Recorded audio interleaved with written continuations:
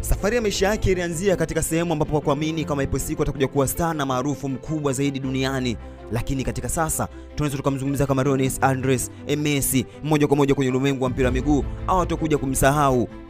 Alifunga goli la kwanza akiwa na jezi nyeusi ya nambari 30, ambapo hapo ina assist ya kwanza kutoka kwa Ronaldinho, ambaye huyu ndiye alikuwa fundi wa kuweza kuhakikisha kama mambo yote yanaenda vizuri kwa Lionel Messi. Ni kwa nini Lionel Messi atakuja kumsahau Ronaldinho? Na yote ni kutokana na historia ya mpira wa miguu aliyotengeneza katika miguu yake, yaani alimfanya Lionel Messi aonekanike ni miongoni mwa wachezaji ambao watakokuja kuimba katika miaka ya mbeleni.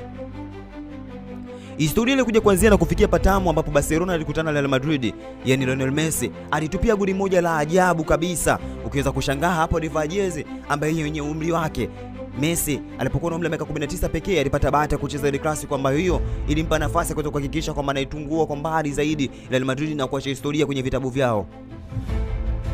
Mbaya zaidi, unajiumiza kichwa na kuweza kujiuliza ni kwa nini tumefungwa na bwana mdogo, lakini Lionel Messi katika hicho kipindi alikuwa anahitaji kutengeneza historia tu. Yaani historia yake ilikuwa na majonzi ndani yake.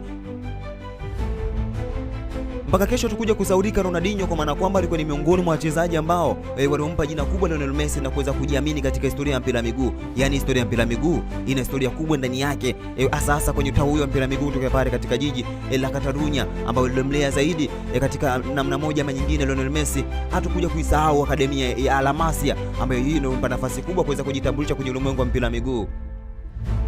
Walimuona ni bumbumbu asiokuwa na kitu, lakini kutazama maisha yake aliweza kuyafanya uwezo hofu bini hali, lakini pia yeye mwenyewe pia alitamani siku moja aje kunyanyua miongoni mwa watu kwenye ulimwengu wa mpira wa miguu. Na huyo ndio Lionel Andres Messi. Historia yake ukiweza kuitazama na kuweza kuisikiliza inakupa motivation fulani ya kuweza kuamini kwamba mpira wa miguu ina historia ya kuweza kushikika kwenye. Langu jina ni Chiboko JR na hii Beyond of the Game. Moja kwa moja tumekuletea story kama hizi za kuweza kuhakikisha kwamba unapata chochote kitu kwenye ulimwengu wa mpira wa miguu. Shika kwenye comment section utuambie unahitaji wiki ijayo tuje na historia ya msanii ama mchezaji gani ambao unatamani tuweze kukupa historia yake.